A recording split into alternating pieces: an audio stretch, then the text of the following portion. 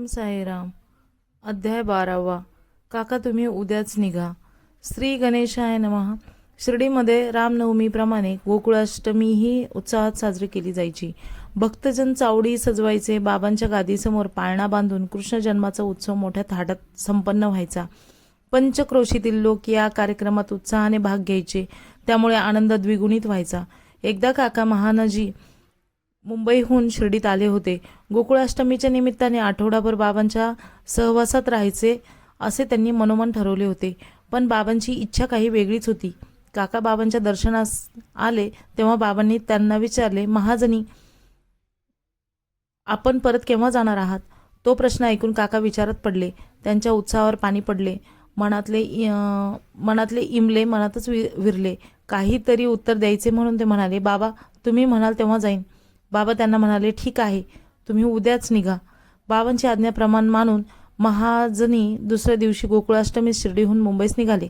प्रवासात बाबांनी मला इतक्या त्वरेने परत का पाठवले हा एकच प्रश्न त्यांच्या मनात घोंगावत होता. मुंबईत आल्यावर आपला मालक आपलीच वाट पाहत असून त्याने आपल्याला बोलवण्यासाठी शिर्डीत पत्र पाठवल्याचे कळताच त्यांना मोठे आश्चर्य वाटले. ते त्वरेने पेढीवर गेले. तेथे मालकाचा मुनीम अचानक आजारी पडल्यामुळे त्याला काकांची अत्यंत गरज वाटत होती. त्याची अडचण लक्षात घेऊन बाबांनी आपल्याला परत पाठवले हे काकांच्या लक्षात आले. धुमाळ वकील. एकदा नाशिकचे भाऊसाहेब धुमाळ बाबांच्या दर्शनासाठी शिर्डीत आले. ते वकिली करायचे. त्यांना एका खटल्यासाठी निफाडला जायचे होते.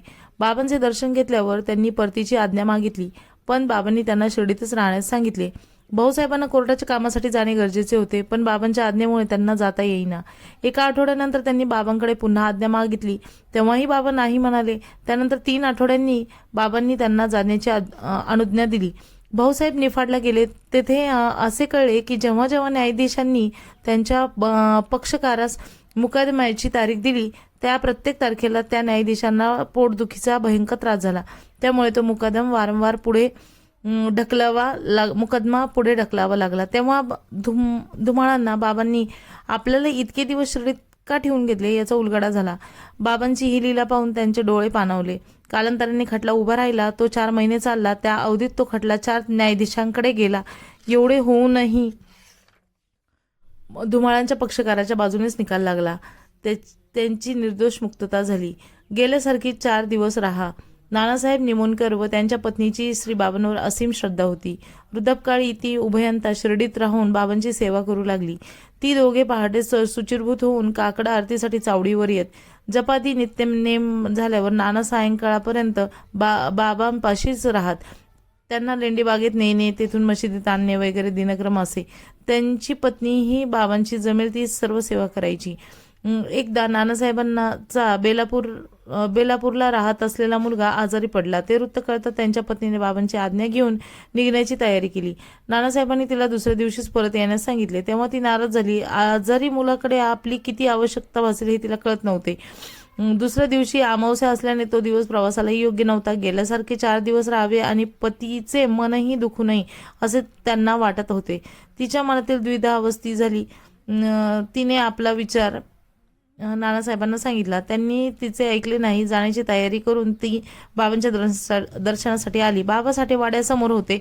अन्य मंडळी समवेत नानासाहेबही तेथे होते. त्यांच्या पत्नीने बाबांना वंदन करताच ते म्हणाले, स्वस्थ चित्ताने जा. गेल्यासारखी 4 दिवस राहा. मुलाची काळजी घे. इकडची चिंता करू नकोस. ते ऐकून तिच्या डोळ्यातील अश्रू तरळले. नानासाहेबांनाही श्रींच्या अंतर्यात्मित्वाची खूण पटली. मुळे शास्त्रींना घोलप गुरुजींच्या रूपात दर्शन. मुळे नामक एक विद्वान शास्त्री श्रीमंत बापूसाहेब बुट्टी यांना भेटण्यासाठी शिर्डीत आले होते. ते वेदज्ञ आणि ज्योतिष विद्येचे जाणकार होते.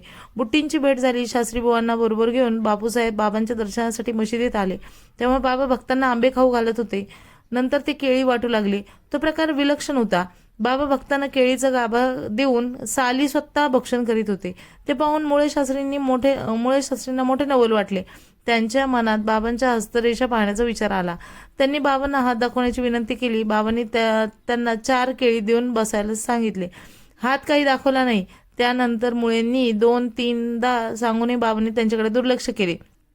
काही वेळाने मुळे बिराडी परतले. बाबा लेंडीबागेतून फेरफटका मारून आल्यावर भक्तांनी त्यांच्या आरतीची तयारी केली. टाळांचा आवाज ऐकून बापूसाहेब मशिदीकडे निघाले. त्यांनी मुळे शास्त्रींना आरतीस येता का असे विचारले, पण त्यांनी जायचे टाळले. मशिदीतील पूजादी उपक्रम झाल्यावर बाबा बुट्टींना म्हणाले, त्या नव्या बामणाकडून माझ्यासाठी घेऊन या. त्याच्या आज्ञेने बुट्टी मुळ्यांकडे जाऊन दक्षिणा मागू लागली. मुळ्यांचे मन संभ्रमित झाले. आपण दक्षिणा कशासाठी द्यायची अशी शंका त्यांच्या मनात डोकून गेली. तथापि बापूसाहेबांना नाही म्हणता येईना.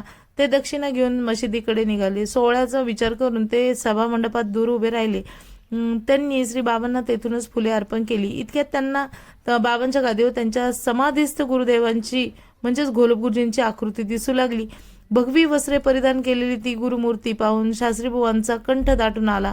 सोहळ्या ओवळ्याचा कोणताही विचार न करता ते पुढे धावले आणि त्यांनी गुरुचरणांना वंदन केले. विनम्र भावे त्यांच्या सन्मुख उभे राहिले. इतरांना ते श्री बाबा दिसत होते, शास्त्रीबुवांना मात्र घोलप गुरुजी दिसत होते. मगाशी तिराहितासारखा दूर उभे राहून फुले अर्पण करणारा हा ब्राह्मण आता मात्र बाबांच्या चरणी लीन झाला आहे हे पाहून उपस्थितांना मोठे नवल वाटले. तेवढ्यात आरती सुरू झाली. भक्तजन बाबांची तर मुळे शास्त्री घोलपगुरुजींची आरती म्हणत होते. आरती म्हणता म्हणता ते एकदम तल्लीन झाले. त्यांनी डोळे उघडले तेव्हा बाबा त्यांच्याकडे दक्षिणा मागत होते. बाबांची ही अगम्य लीला पाहून मुळ्यांचे अंतःकरण भरून आले. बाबांनी आपल्याकडे का दक्षिणा मागितली हे रहस्य उलगडले. गुरुतत्वाचे ऐक्य दाखवून बाबांनी मुळ्यांच्या मनातील संशय दूर केला. त्यांनी दक्षिणा देऊन श्री बाबांना वंदन केले. तेव्हापासून मुळे शास्त्रींचा बाबांवर लोभ जडला.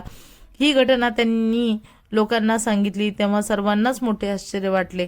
डॉक्टरांना श्रीराम स्वरूपात दर्शन दिले. एक मामलेदार बाबांच्या दर्शनासाठी शिर्डीत आले होते. त्यांच्यासमोर एक डॉक्टर होते. ते ब्राह्मण होते. सोवळे ओवळे पाळायचे. ते रामाशिवाय अन्य कोणालाही दैवत मानत नसत. त्यांनी मामलेदारांना आधीच बजावले होते, साईबाबा मुसलमान आहेत, मी त्यांच्या पायावर डोके ठेवणार नाही. आपणही मला तसे करण्यास सांगू नये. मामलेदारांनी ते मान्य केले. ते दोघे मशिदीत आले तेव्हा मामलेदारांनी नमस्कार करण्याआधीच डॉक्टरांनी पुढे धावत जाऊन श्री बाबांना साष्टांग नमस्कार केला. मामलेदारांना मोठे नवल वाटले. त्यांनी डॉक्टरांना विचारले, हा काय प्रकार आहे? डॉक्टर म्हणाले, काय सांगू, मशिदीत प्रवेश केल्यावर मला समोरच्या गादीवर प्रभू रामचंद्र बसलेले दिसले. त्यांचे सावळे रूप पाहून मी भरल्या अंतःकरणाने त्यांना लोटांगण घातले. त्यानंतर मला बाबांचे दर्शन झाले. खरोखरच साईबाबा एक महान विभूती आहेत. भक्ताची इच्छा पुरविणारे कल्पद्रुम आहेत. मी त्यांच्याविषयी आधी जे काही बोललो ते माझी चूक झाली. त्यानंतर जोपर्यंत साईबाबांची कृपा होत नाही तोपर्यंत मशिदीत पाऊल ठेवायचे नाही मशिदीबाहेर पाऊल ठेवायचे नाही असा निर्धार करून डॉक्टर शिर्डीतच उपाशी बसून राहिले. 3 दिवस लोटले. 4था दिवस त्यांच्या खानदेशात राहणारा एक स्नेही शिर्डीत आला. तो 9 वर्षांनी भेटला म्हणून डॉक्टरांना खूप आनंद झाला. तो स्नेही बाबांच्या दर्शनासाठी गेला तेव्हा ते हे डॉक्टर त्यांच्या बरोबर गेले. त्या दोघांनी बाबांना वंदन केले. तेव्हा बाबा डॉक्टरांना म्हणाले, काय रे, तू मशिदीत पाऊल ठेवणार नव्हतास ना, मग आता का आलास? ते ऐकून डॉक्टरांना आपल्या निश्चयाचे स्मरण झाले. ते वरमले. पश्चातापाने ते रडू लागले. त्यांनी बाबांच्या चरणी मस्तक ठेवून त्यांना कृपा करण्याची विनंती केली. त्या दिवशी रात्री ते बिराडी निद्रिस्त असताना बाबांच्या कृपेने त्यांच्या स्वप्नातच परमानंदाची माधुरी चाखायला मिळाली. जवळजवळ 15 दिवस ते स्वानंद स्थितीतच होते. तेव्हापासून डॉक्टरांची श्री बाबांवर प्रगाढ इच्छा बसली. अध्याय 12वा समाप्त. ओम साईराम.